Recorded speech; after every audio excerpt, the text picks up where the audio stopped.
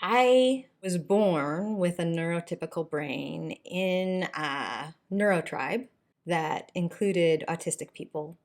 But of course, I had no idea when I was a small child that my brain was any different than the other people's brains in my family.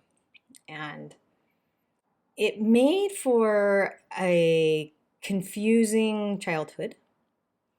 There was a lot of violence, to be honest.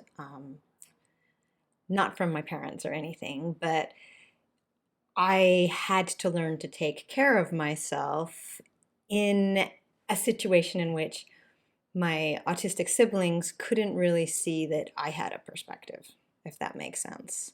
They were very involved in their own perspectives, and their involvement in their own perspectives didn't include them comprehending that I also had a perspective and had feelings and emotions and, well, that's not really true. I mean, and this is where autism gets really complex. And of course, the complexity is so great that the little me, the little child me, didn't comprehend it at all. And I'm not saying that the autistic people in my family didn't understand that I have feelings. They understood that very, very well. I mean, autistic people are very emotional themselves. And when people say autistic people aren't emotional, I just think, wow, how did these ideas get out on the internet? I mean, I know possibly that there are some people on the spectrum who do tend to, I don't know, when you've met one autistic person, you've met one autistic person, right? So I'm not saying that there aren't any autistic people who are not emotional.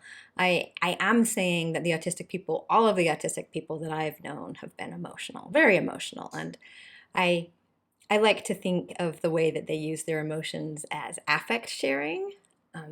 If they're in a situation where other people are exuding emotion or demonstrating emotion in any way, then they will respond to that emotion because of the affect sharing or the emotion sharing that their brains do so well. So, getting back to where I was going with myself and my own experience, it's not that my autistic siblings didn't know when I was hurt or what my emotions were. It's just that they didn't have an immediate empathy for them in the same way I had an immediate empathy for their emotions. And what I mean by immediate empathy is that um, as a neurotypical, when I see or hear someone else going through some sort of emotional experience, I feel their emotions in my body immediately. And that embodied experience really affects the way that I respond to those emotions. In fact, it is my own embodied experience which incentivizes me to intervene and try to do something to make them feel better, because when I make them feel better, I feel better. So as a child, I wanted to support my autistic family members in feeling better. And I didn't know that they weren't experiencing that same thing for me. I just assumed that being them was a lot like what it was like to be me. I mean, that just makes sense, right? We project our own experiences onto other people and we assume that their lives are a lot like ours. I was so small, how would I ever have been able to conceive that the autistic family members around me weren't experiencing the embodied empathy for me that I was experiencing for them? So this left me in a position of experiencing a lot of, well, honestly, power dynamics between siblings, in which my autistic siblings would respond to me by trying to take control of me or take my things or hold something that was important to me over my head, to kind of twist my arm behind my back in order to, I don't know, maybe, I guess I don't want to put incentives into them, and I don't want to share information about them that would be private online in a public place. It just left me as the neurotypical child really confused all the time about why I was being treated the way that I was. And it was really hard. And at some point it got so bad that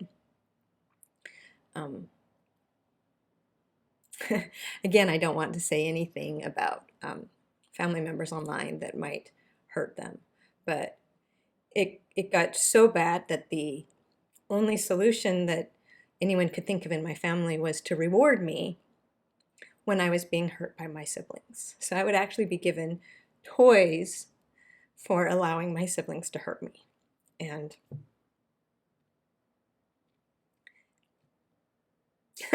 obviously there's still a lot of hurt and pain associated with that trauma of having people who were bigger than me, who I didn't understand their neurologies or what was going on with them, or why they didn't seem to respond emotionally to me the way, when I was in pain, the way I responded when they were in pain. I just knew that I wasn't safe and I had to learn how to defend myself. And I think it's really important to be aware of the neurotypical perspective in these neurodiverse families, because it's part of the experience. And as a neurotypical, I had so many advantages, and I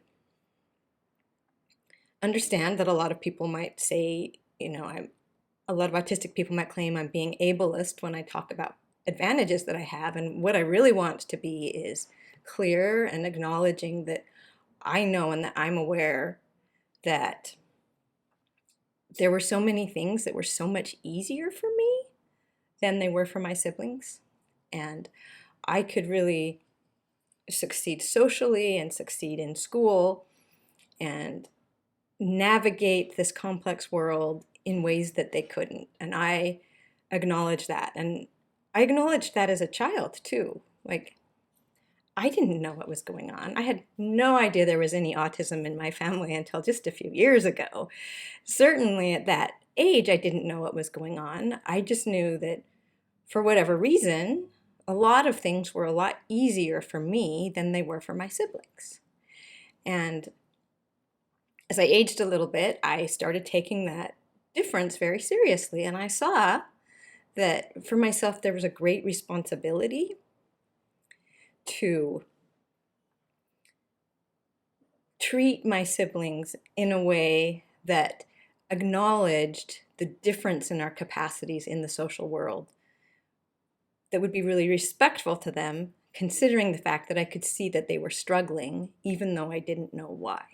So this created a situation in which I became the caretaker of these family members who were hurting me on a regular basis. So I was awarded with toys for allowing them to hurt me. And then I became the emotional caretaker because I acknowledged for myself that my capacity was greater than theirs, even though I didn't know why, and that I could succeed so much more easily, even though I didn't know why.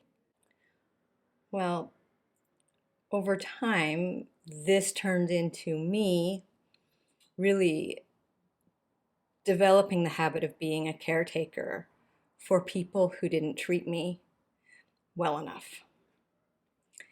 And I really took on that identity, and I felt really good about it, and I was given positive reinforcement for it from my family too. And I think a lot of that was because, neurodiverse families are very, very confusing. And of course, there were a lot of things going on, and none of us knew about the autism in my family. We just knew that it was confusing and chaotic, and people were talking over the top of each other and using power dynamics and not engaging with each other in a respectful, loving, warm way.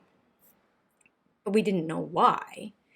And therefore, since I was really good at caretaking and seeing other people's perspectives, that just became what I did. It made me feel good because as a neurotypical, my brain works in a way that when I help other people feel comfort, I feel comforted with them. So I'm actually incentivized to comfort people. But comforting people who are hurting you is a really different thing than comforting people who are not hurting you. And obviously this is a very big part of my identity and a really hard thing that's happened to me. And that I'm speaking about here without using specifics because I know it's happened to a lot of you too. I mean, when I speak to my neurotypical clients, they share this story too. And a lot of the families have, a lot of the neurotypical clients come from families where there was a lot of abuse and distress and conflict going on. And the story of being the caretaker amidst that chaos is a really common one. And by the time I chose to get married, I had taken on the identity of caretaker, and that was such a big part of my life that I married someone for whom I also needed to be a caretaker. And let's think about that. That wasn't healthy. There was nothing good about the decision that I made at that point in my life because that wasn't good for me and it wasn't good for him either. It was just that I was so young. I grew up Mormon, so I got married when I was barely 20 years old. And I married someone who seemed so familiar to me, and now I understand that he was familiar to me because he was autistic, but I didn't know he was autistic then, of course. I didn't know he was autistic until we had been married nearly 2 decades. I just knew that the kind of interaction that I could have with him felt familiar and was the kind of interaction that I was used to from my family of origin.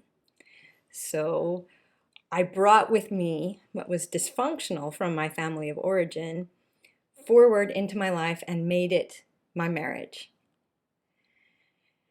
And then, since I hadn't gone through the healing that I needed to go through from what happened to me as a child, and because I was immediately in a place where I had another autistic person with whom I needed to interact, and I was supposed to be trying to establish this marriage relationship, and then I was just in another pot of boiling water.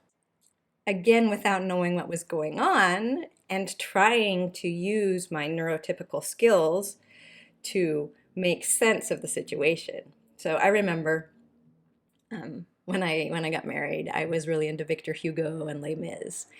And I believed at that time, I don't believe this anymore, but I believed at that time, it makes me really sad because it was a really hard marriage.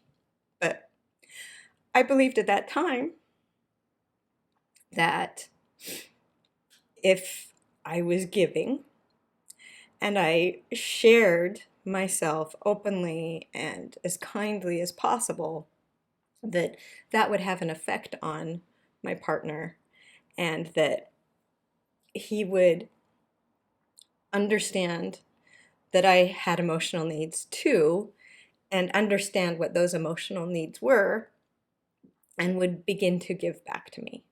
And of course, what I didn't understand was that he was managing an autistic brain, and as much as he wanted to please me and make me happy and make our relationship work, the disconnects between our brains and his disability and seeing things from my perspective really made it so that I call it naive now, but my naive Les Mis idea that if I allowed him to have the silver, he would have a change of heart. It just made it so it would fail no matter what. it's not through giving autistic people the silver in order to get their change of heart in which these relationships are going to improve. Because that giving of the silver, just like, if you don't know what I'm talking about, in the story Les Mis, there's a convict who is imprisoned for, I don't know how long, but a long time, possibly decades. And when he leaves prison, he's not able to get work because he has a record. And a kind priest takes him in and lets him stay at his house so that he has a place to sleep. And then in the morning wakes up to seeing the convict stealing the silver. Instead of charging the convict and having the police arrest him, the kind priest allows the convict to take the silver. And then the convict uses that and changes his life. And I really believed in my early 20s that if I just gave and gave and gave that silver, that I would receive that reciprocal care. And that's not how it worked. And I'm going to talk in concepts to do my best to protect everyone involved. The difficulty that is faced by a lot of the people managing these relationships is that one person comes in as an extreme giver, someone who's giving that silver away when they shouldn't be, when they really need to be in a place where they are understanding that they need to keep that silver for themselves until someone demonstrates that that person is worthy of that silver, if that makes sense, in an intimate relationship. You know, in a relationship where two people ought to be communicating as equals and sharing as equals. And not because it's selfish to keep that silver, but really because it's better for both people when it isn't a caregiving relationship. I mean, this is a marriage, and I treated it as if it were a caregiving relationship and gave my silver away, metaphorically speaking, because that's the only thing I really knew how to do, because all of my life I had been doing that. I just didn't have other skills. And then to add to that, boundaries between family members and spouses when one person is autistic and other people aren't are very different than they are between people when both people are neurotypical. When both people are neurotypical, there's a way to mesh and come together. And when you have a neurodiverse relationship, the people kind of bump up against each other in a way, and their boundaries don't really cross in a way that jives as easily. And that situation makes the relationships very different. And it makes it so that it's really important to be articulating boundaries very clearly to make sure that both people are in alignment with what the other person's boundaries are. And when both people can accept those boundaries that each other have, like when the neurotypical tells the autistic person what their boundaries are, if the autistic person can accept those boundaries as legitimate, then a relationship can be built. And if the autistic person shares their boundaries and the neurotypical can't accept those as legitimate, then how do you really have a relationship? Both sides need to accept each other's boundaries as legitimate, but that doesn't happen super often, or it doesn't happen as often as it needs to happen in these neurodiverse relationships, because, to be frank, part of the disability of autism is not being as aware of the other person's perspective as would be ideal.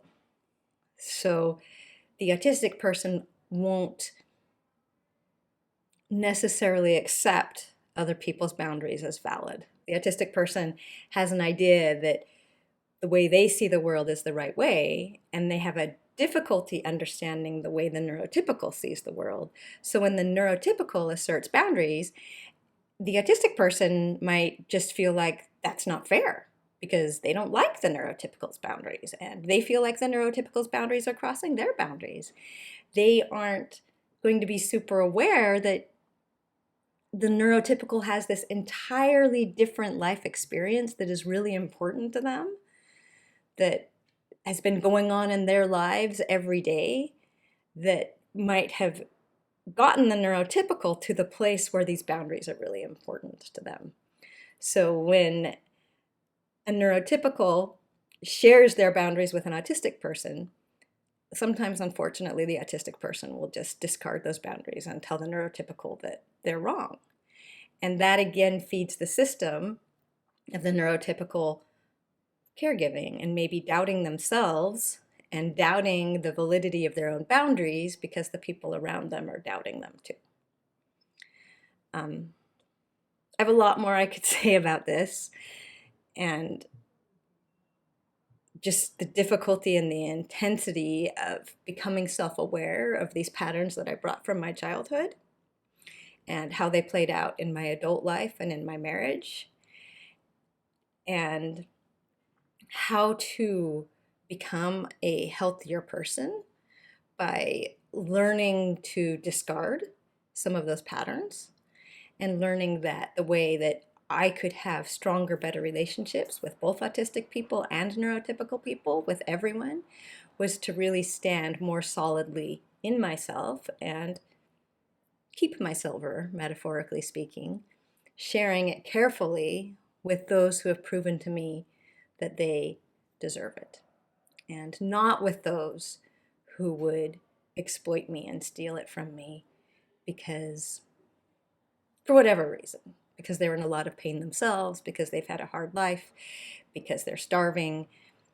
I know now that in order to have better relationships with everyone, we each need to have a strong sense of self. And very interestingly, due to the dynamics in neurodiverse relationships, it's very, very difficult to maintain and gain a sense of self within one of these relationships. There's a lot more I could say about that, and really all of this is why I put together my online course for neurotypicals. I got my master's in psychology at Harvard. I processed all of this. I figured out what it meant to me, and then I thought, well, I think that there's a way that I can, quote, package this, maybe, that was the hope, so that other people could follow and understand. And that's what I've tried to do with my online course, and I'm creating community groups so people can go through it together. And I'm really feeling hopeful right now that there is beauty and peace and connection and ease for both the autistics and the neurotypicals who have been managing the complexities of these neurodiverse relationships, but that connection and ease needs to come through something different than neurotypicals continuing to accommodate and be caretakers, and autistics continuing to mask, and that to find that better place, we need to look at ourselves and what our patterns are and make the changes in our lives that we need ourselves, rather than trying to change our partner, and rather than continuing on with the patterns that we may have brought with us that aren't healthy. And that's why I don't do ND couples work. I work with individuals, not because I think that these marriages shouldn't succeed or that people should get divorced. It's more just because I really learned from myself and my self-observations that I'm going to start here. And the autistic person also needs to figure themselves out for who they are and how they want to find the connection and ease that they deserve. And I just feel that's the right way. And I'm excited about creating some resources for autistics too. I don't have those as far along as for the neurotypicals. Again, because I feel like it shouldn't be for me as a neurotypical to tell autistic people what they need to do, especially if I haven't even addressed it on my own side of the neurology yet. That said, I do think that there's a lot of translating that can be done for autistics to help all of you who are autistic, who are listening to this, really comprehend why neurotypicals are doing what they're doing. Why is your spouse acting the way they are? at any one moment in time, and what does that mean for you? And there's really something to understanding the journey that your spouse has been going on, which may be similar to the journey I just shared with you, and trying to see that from their perspective and think about that so that you can best comprehend why they might be doing what they're doing. And those are the resources that I would like to offer to autistics from my neurotypical perspective for them to think about and do with whatever they think is best for them. Because the hope is that all of us can find something that will really make us happy. Because that's what life should be about, right? I'm Ann MacMillan from neurodiversemarriage.com. Please visit my website, check out my free resources, consider signing up for one of my courses. I've worked really hard to bring this to you in a way that I really hope will benefit your lives. And yeah. And please subscribe to my YouTube channel. I am looking forward to getting to know more of you. Talk to you soon. I'm Ann MacMillan from neurodiversemarriage.com, and I'm a consultant, coach, educator, and expert witness supporting neurotypicals and autistics who are married to each other.